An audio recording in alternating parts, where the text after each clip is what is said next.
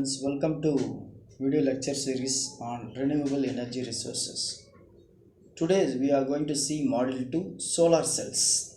In this video lecture we are going to see the need for solar cell, components of the solar cell system, elements of the silicon solar system.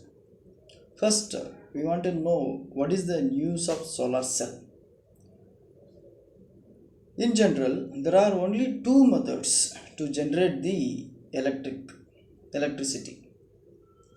First method is nothing but which was coined by the Michael Faraday.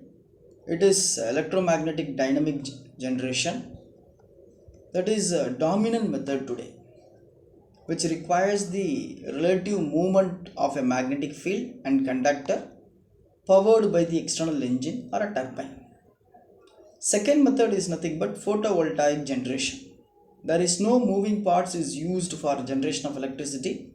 We are using the semiconductor cell which will produce the electricity from the absorption of the electromagnetic radiation from the sun, especially light within the semiconductor material. So the solar energy is used in two ways. One is used as a heat energy, one more is used as a light energy. If it is used as a heat energy, from there we can use for the many domestical applications and for the generation of electricity. If it is used as a light energy, then we can use the device, we call it a solar photovoltaic cell or otherwise solar cell. So solar photovoltaic system which will convert solar energy directly into electrical energy. So the device which is used for this conversion, we used to say that solar cell.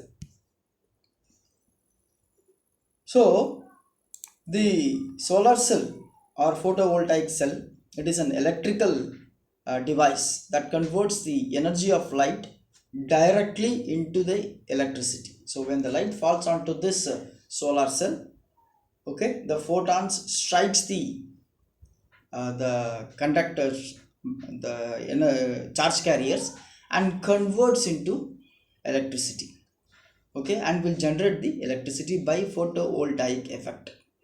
They are made up of a special materials that are called as semiconductors. So these semiconductors produce the electricity when light falls onto the surface. So it is nearly that 5 to 11 times more than expensive to produce the electricity from the sun when compared to the fossil fuels, or if you are using a nuclear fuel for generation of electricity. In the sense, it is very costly when compared to the solar cells. But what is the problem behind this one? In the sense, first one is nothing but the cost of the solar technology is very expensive in order to generate even a smaller voltage. Suppose you want to charge your mobile phone, you need a electricity for to charge the mobile phone. In the sense, it is a 12 volt battery. In the sense, to charge the 12 volt battery, nearly we need of 30 cells, because each cell of solar cell will generate 0.5 volt. So 30 cells is required to get the energy of 12 volt, or 24 cells is required to get the energy of 12 volt. So the cost and the area occupied for this device is very more. That is the first problem. Second problem is nothing but the solar power, that is the energy production only takes during only the sun is available. When the sun is shining, that time only the energy conversion process will take place. If it is a cloudy or winter or a non-sunny day, or it may be a raining day, in the sense, it is very difficult to generate the electricity. And large storage system, therefore it is required to develop to provide a constant and reliable source of electricity when the sun is not shining. So sun provides approximately nearly 10 to the power of 5 terawatts of energy to the earth. It is 10 to the power of 4 times more than the present rate of the world's energy consumption. So photovoltaic cells are increasing huge, it is abundantly available huge resources. The cost of the photovoltaic electricity production is high, competitive with the nuclear energy or the fossil energy. The photovoltaic conversion is nothing but the process of conversion of direct light into the electricity at the atomic level. Some materials exhibits the property known as the photoelectric effect that causes them to absorb the photons of the light and release the electrons. When free electrons are captured and the electricity is generated. So the photoelectric effect was first coined by the French physicist Edmond Becquerel in 1839, who found the certain materials would produce the smallest amount of electric current when it is exposed to the light.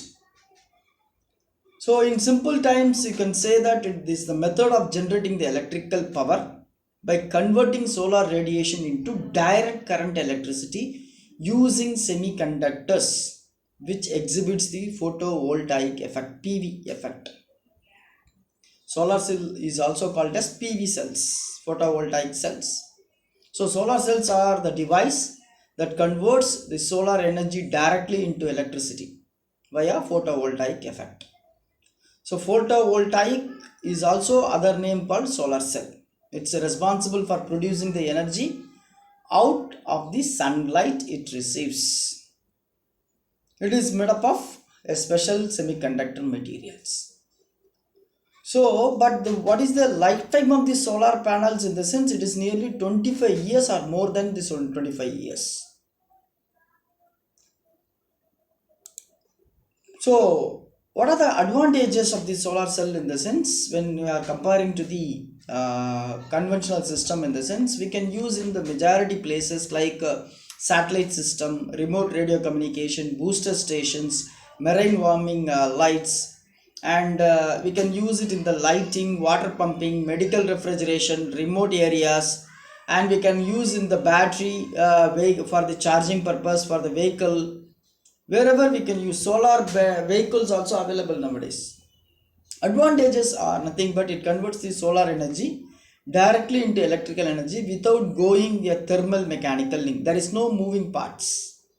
It is very reliable, durable, and maintenance is very less, and it is eco-friendly.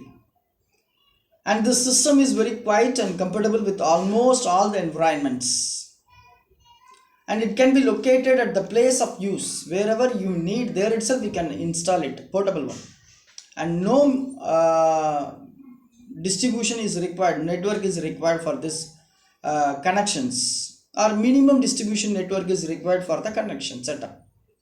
But what is the disadvantages? In the sense, cost. First is cost, second one is space, third one is efficiency of the solar cell is very low because the solar radiation density is also very low. Large area of the solar cell modules are required to generate the sufficient useful power. As a solar energy is independent, some kind of electric energy is stored in the required places. So when the absence of sun, no energy will be generated. Next we will pass on to the need for the solar cell.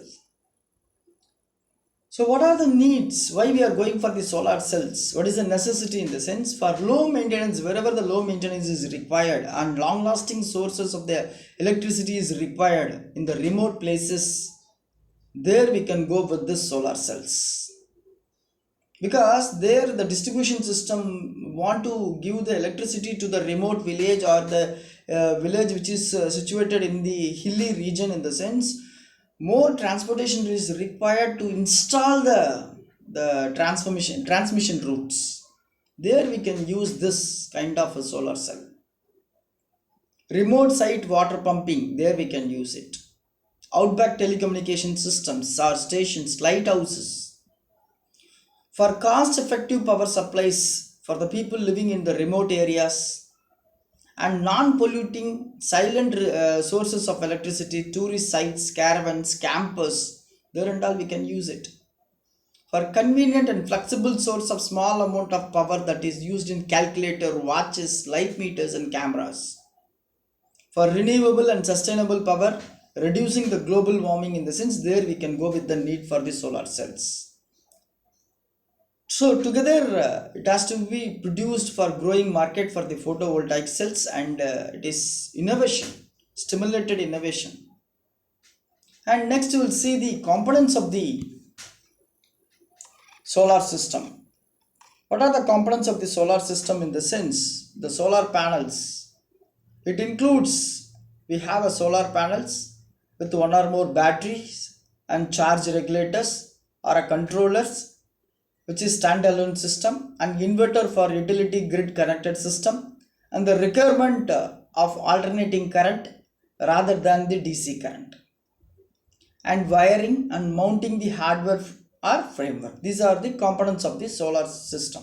So solar cell panel, one or more battery, charging regulator or controller for standalone system, inverter for utility grid connected system, a requirement of the alternating current, and wiring and mounting the hardware and the frame. See the elements of the silicon solar system, silicon solar cell. What are the elements present in the silicon solar cells in the sense?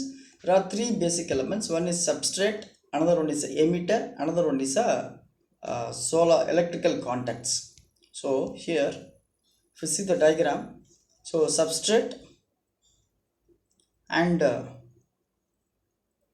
emitter, and we have a electrical contacts in the sense back contact and front contacts. Two contacts are there. This is nothing but the basic elements of the solar cell. So first one is substrate. It is a unpolished p-type wafer, that is a p region base material, and the thickness is about 180 to 300 micrometer, and the resistivity values of 1 to 2 ohm centimeter, and the doping should be close to 5 into 10 power 15 per centimeter cube to 1 to 10 into 10 power 16 centimeter cube. So the wafer can be single crystalline or multicrystalline. Second one is a emitter. So emitter formation involves doping of silicon with the pentavalent impurities such as phosphorus, arsenic, and antimony. For solar cell applications, phosphorus is widely used as an impurity. For doping is done by the process of diffusion process, and the basic idea is to introduce the wafer in an environment rich of the phosphorus at high temperatures. So the phosphorus diffuse in, and due to the concentration gradient, it can be controlled by varying the time and the temperature for the process. So the commonly used diffusion technique is nothing but POCI3, that is phosphorus source. The process is done at the temperature of 850 degrees Celsius to 1000 degrees Celsius, and the doping concentration will be in the order of 1 into 10 power 19 centimeter cube. This is also commonly known as N region diffused layer. Third one is electrical contacts.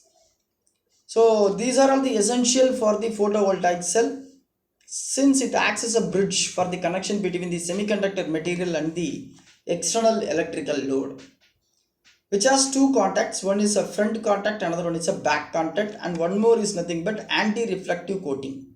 Three components are there in electrical contacts: back contact, front contact, and then anti-reflective. This is anti-reflective coating, front contact and back contact. So back contact in the sense it's a metallic conductor completely covering the back side, and the back contact of this cell is located on the side way from the incoming sunlight, and it is relatively simple. It consists of a layer of aluminum or molybdenum metal. Front contact in the sense the current collection grid of the metallic finger type arranged in such a way to absorb the photon energy falls onto this N region diffused layer. The front contact is located on the side facing the light source and more complicated. When the light falls on the solar cell, thus the current of the electrons flow over the surface. If the contacts are attached at the edges, then it will not work well. due to the great electrical resistance of the top semiconductor layer. Only small number of electrons will make it into the contact. To collect the maximum amount of the current, the contacts must be placed across the entire surface of the solar cell. So placing the large grid on the top of the cell shades, active parts of the cell from the light will be connected and that will be converted into electricity. So improve the conversion efficiency, the shading effect must be minimized. And the next one is anti-reflective coating. So here the coatings are applied to reduce the surface reflection and maximize the cell efficiency in solar glass or silicon solar manufacturing, which also help to reduce the reflection of the desirable wavelength from the cell, allowing more number of lights to reach the semiconductor film layer, increasing the solar cell efficiency. So when the thin film nano coating of anti-reflection will be provided with the silicon dioxide, so titanium oxide also TiO2 or SiO2 will be applied, so in order to increase the cell efficiency. So next we will discuss next topic.